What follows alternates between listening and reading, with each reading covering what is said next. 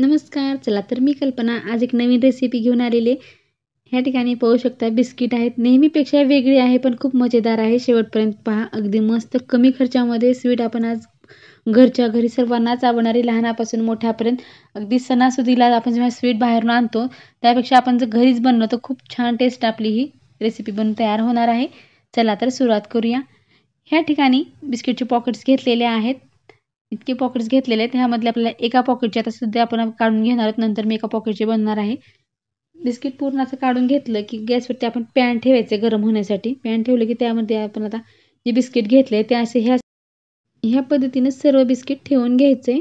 जितके बसतील तितके आपण बिस्किट हे ठेवून घेतलेले आहेत. साजूक तूप घेतलेलं आहे. प्रत्येक बिस्किटवरती आपल्याला थोडे थोडे टाकून घ्यायचे. अगदी ह्या पद्धतीने आपण साजूक तूप घेतलेलं आहे. घरी तयार केलेलं तूप आहे हे. बटर टाकलं तरी चालते. आता दुसऱ्या साईडला आपण असं उलटून घेणार आहोत आणि दुसऱ्या साईडला आपण आपल्याला थोडं थोडं करून असंच तूप टाकून घ्यायचे.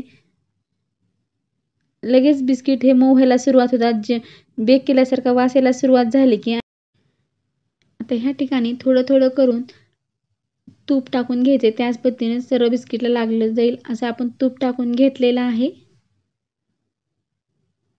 लगेच आपले हे बिस्किट मऊ व्हायला सुरुवात झालेली आहे. त्यामुळे खूप लवकर तुकडे पडतात.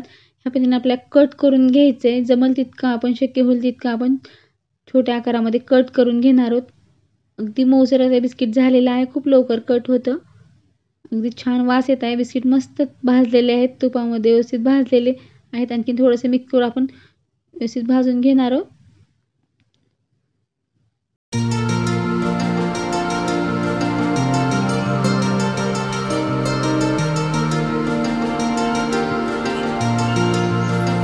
आता ह्या ठिकाणी बिस्किट एकदम छान भाजून झालेले आहेत. रंग पण बदललेला आहे.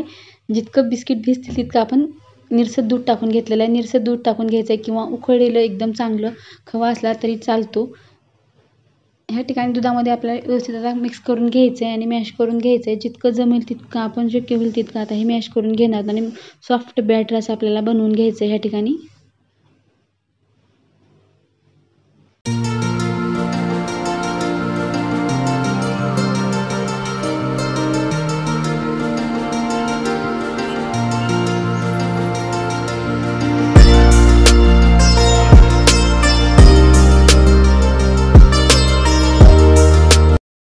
सॉफ्ट बॅटर तयार झालेलं आहे. अगदी मस्त पाहू शकता ह्या ठिकाणी.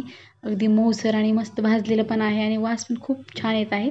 अगदी तुम्ही ह्याच पद्धतीने ट्राय करून पहा. थोडंसं तूप टाकून घ्यायचं. जर पॅनला चिटकत असेल तर थोडंफार तूप टाकायचं. 1 चमचा टाकलं तरी चालते. व्यवस्थित आता मिक्स झालेलं आहे. गॅस बंद करायचा आहे आता. आता आपण प्लेटमध्ये काढून घेणार आहोत. प्लेटमध्ये काढून थोडंसं आपल्याला थंड होऊ द्यायचं आहे. थंड झाल्यानंतर आता आपल्याला ह्याचे पेढे बनवायचे आहे. अगदी मार्केटमध्ये जसे पेढे भेटतात त्याच पेढे पेढे आपण आज घरच्या घरी कमी खर्चामध्ये सणासुदीला अगदी 5 मिनिटांमध्ये आपण हे पेढे बनवू शकतो. जर घरात स्वीट नसेल तर आणायचा प्रश्न पडला तर अगदी तुम्ही 5 मिनिटांमध्ये पेढे किंवा असे थापून ह्याच्या वड्या पाडल्या तरी चालतात. वरून ड्रायफ्रूट्स टाकलं तरी चालतात.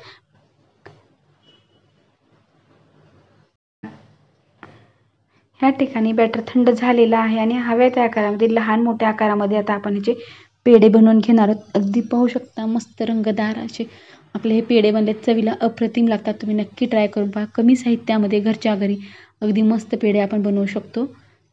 अगदी ह्याच पद्धतीने आता मी सर्व पेढे बनवून घेणार आहे.